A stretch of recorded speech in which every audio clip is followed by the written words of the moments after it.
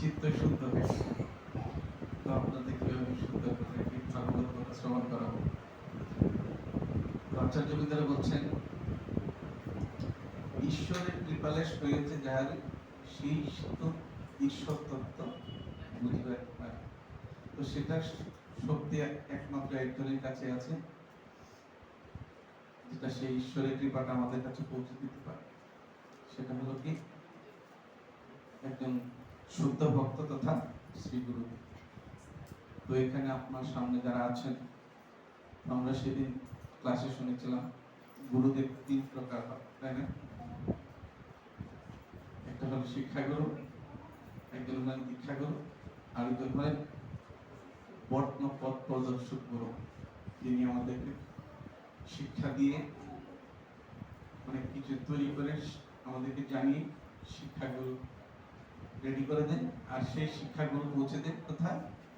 শুদ্ধ মানে তার শ্রী গুরুদেব, ভগবানের প্রতিনিধি শ্রী চরণ কমল। তো এখানে যারা আছেন সকলে আমার বয়সের ছাড়া সকলে আমার বয়স জ্যেষ্ঠ তথা পথ প্রদর্শক গুরু সদৃশ। আপনাদের কৃপা আশীর্বাদ, আপনাদের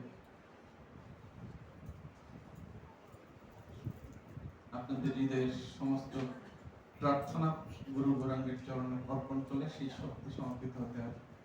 কারণ ব্যাসদেবের প্রতিনিধিত্ব করা এটা হয় অত্যন্ত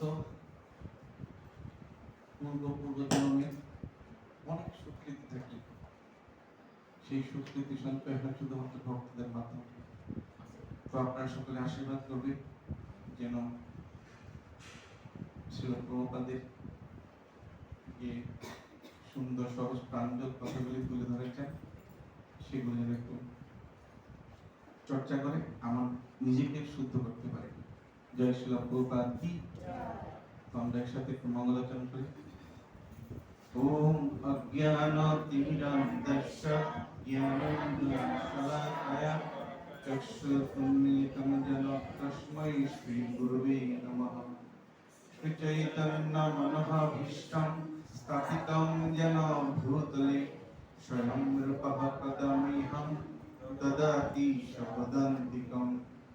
वन्दे अहं श्रीगुरु श्रीयुतपदकमलं श्रीगुरुन् वैष्णवांश्च श्रीरूपं शक्रजातं सहागण रघुनाथान्वितं तं सजीवं साद्वैतं सावधूतं परिजनसहितं श्रीकृष्ण चैतन्यदेवं श्रीराधाकृष्णपादं सहागण ललिता श्रीशाखान्वितंश्च। नमो ॐ विष्णुपादाय कृष्णप्रेष्ठाय भूतले श्रीमते भक्तिवेदान्त स्वामिनिति नामिने। नमस्ते सरस्वती देवी गौरवाणी प्रचारिणे विशेष शून्यवादी पाश्चात्य देशतारिणे। वंशाकल्पतरुभ्यश्च कृपा सिन्धुभ्यैव च पतितानां पावनेभ्यो वैष्णवेभ्यो नमो नमः।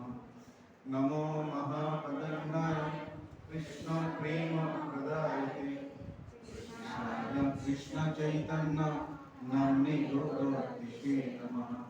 पंचतत्त्वात्मकं कृष्णं भक्तरूपस्वरूपकं भक्तावतारं भक्तार्थं नमामि भक्तशक्तिकं।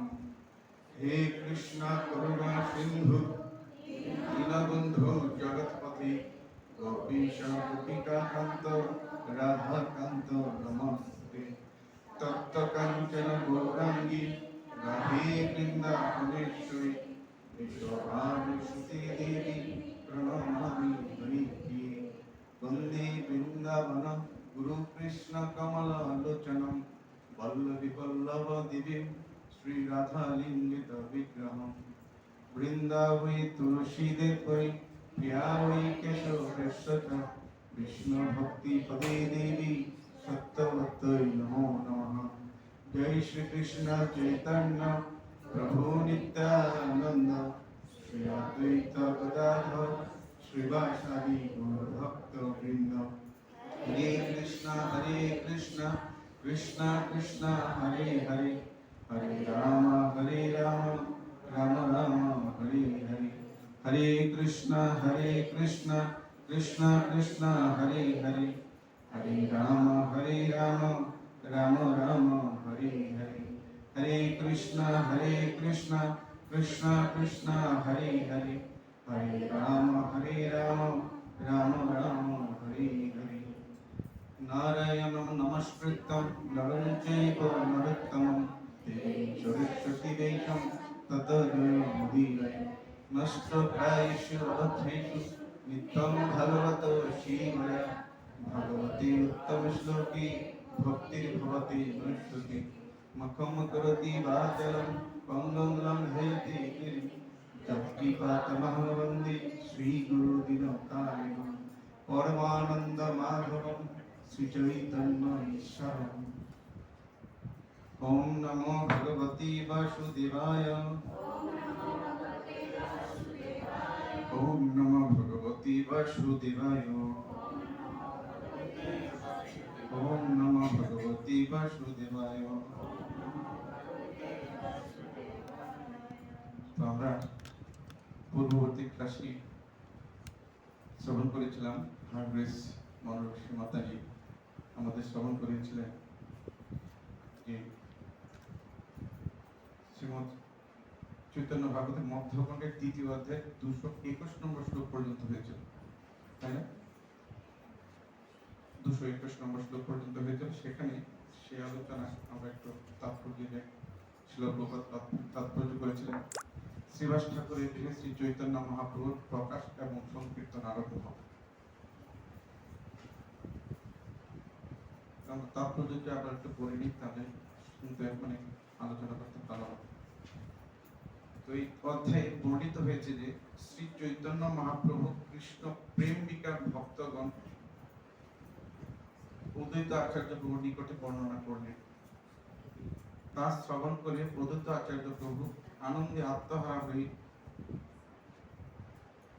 সব ভক্তদের নিকটে নিজের স্বপ্ন বৃত্তান্ত বললেন। সেই বৃত্তান্ত শ্রবণ করে আনন্দে সকল ভক্তগণ হরিনাম কীর্তন শুরু করলেন। শ্রী চৈতন্য মহাপ্রভু বৈষ্ণবগণকে দেখলেই প্রণাম করতেন। বৈষ্ণবগণ তাকে কৃষ্ণ ভক্তি হোক বলে আশীর্বাদ করতেন। তিনি বৈষ্ণব সভার মাহাত্ম্য প্রকাশ করার জন্য নিজে ভক্তদের কাপড় ধুয়ে দিতেন, গঙ্গা মাটি দিতেন, কাপড় এগিয়ে দিতেন। কখনো কখনো তিনি দ্রব্যাদি ভক্তের গৃহে বহন করে নিয়ে যেতেন। ভক্তগণ মহাপ্রভুর এই সেবা দর্শন করে আশীর্বাদ করতেন এবং তাদের দুঃখের কথা জানাতেন। তারা আশা করতেন বিশ্বম্বর পাষণ্ডীদের উত্তম শিক্ষা দেবেন এবং বদ্ধজীবদের পরিণাম প্রদান করবেন। মহাপ্রভু ভক্তদের আশ্বাস দিয়ে পাষণ্ডীদের প্রতি ক্রোধ প্রকাশ করতেন। মহাপ্রভু প্রেমিকা বুঝতে না পেরে অন্যান্য লোকেরা সচী মাতাকে অনুরোধ করত নিমাই পণ্ডিতের বায়ু রোগের চিকিৎসা করতে। একদিন শ্রীবাস ঠাকুর মহাপ্রভুর বাড়িতে এলেন। ভক্ত দর্শন করে মহাপ্রভু প্রেম বিকার প্রকাশ করলেন। বাহ্যদশা ফিরে এলে মহাপ্রভু শ্রীবাস ঠাকুরের এর লক্ষণ বিচার করতে বলেন। শ্রীবাস ঠাকুর বললেন, এটি ভক্তি যুগের মহাভাবের লক্ষণ। এই কথা শুনে মহাপ্রভু ও সতীমাতা আশ্বস্ত হলেন। প্রাণ রক্ষার জন্য শ্রীবাস ঠাকুরকে মহাপ্রভু আলিঙ্গন করলেন। প্রাণ রক্ষার জন্য শ্রীবাস ঠাকুরকে মহাপ্রভু আলিঙ্গন করলেন। একদিন মহাপ্রভু গদাধর পণ্ডিতকে নিয়ে শ্রী অদ্বৈত আচার্য প্রভুর বাড়ি এলেন। তখন অদ্বৈত আচার্য প্রভু তুলসী গঙ্গাজল সহযোগে ভক্তিবরে মহাহংকার সহযোগে শালগ্রাম পূজা করছেন এবং কৃষ্ণকে অবতরণ করার জন্য প্রার্থনা করেছেন। অদ্বৈত আচার্য প্রভুর এই ব্যাকুলতা দর্শন করে মহাপ্রভু বাহ্যদশা হারালেন। কিন্তু অদ্বৈত আচার্য প্রভু হৃদয়ে উপলব্ধি করলেন যে শ্রী চৈতন্য মহাপ্রভু স্বয়ং শ্রীকৃষ্ণ। তৎক্ষণাৎ তিনি কৃষ্ণ পূজার যাবতীয় উপকরণগুলি নিয়ে মহাপ্রভু চরণে নিবেদন করলেন এবং তার দর্শন করে গদাধর পণ্ডিত যাবতীয় উপকরণ মহাপ্রভুর চরণে নিবেদন করলেন এবং তার দর্শন করে গদাধর পণ্ডিত অবাক হলেন। কিন্তু অদ্বৈত প্রভু তাকে ইঙ্গিত দিলেন ইনি স্বয়ং শ্রীকৃষ্ণ।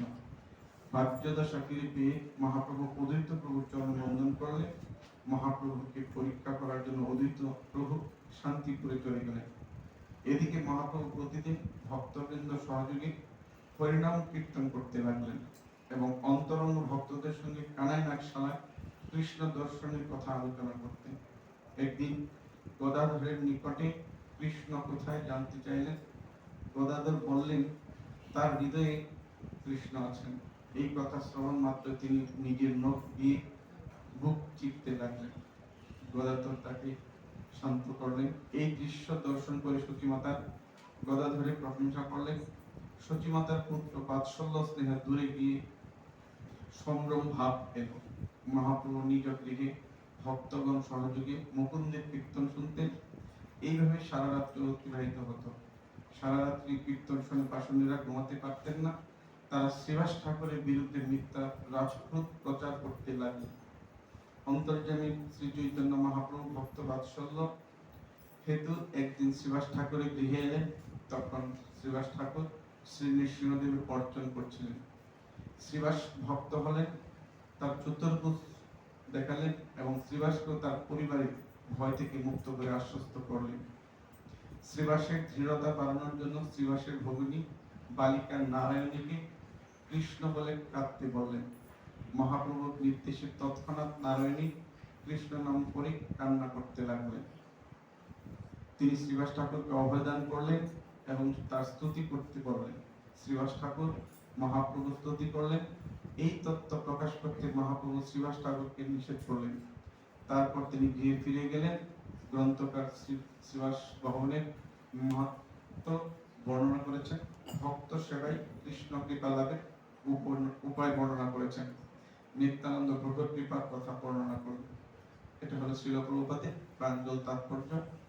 তো এই তাৎপর্যটা আমরা পাঠ করা মানে শ্রীল প্রভুপাদের সঙ্গ লাভ করা। প্রভুপাদ নিজেই তার নিজের গ্রন্থ প্রভুপাদ নিজের মুখে বলেছেন। তো আমরা প্রভুপাদের কৃপায় সেগুলো আশ্বস্ত করতে পারি। আচার্য বৃন্দ বলছেন, যদি প্রভুপাদ না হইত তবে কি হইত? এই জীবন নিতাই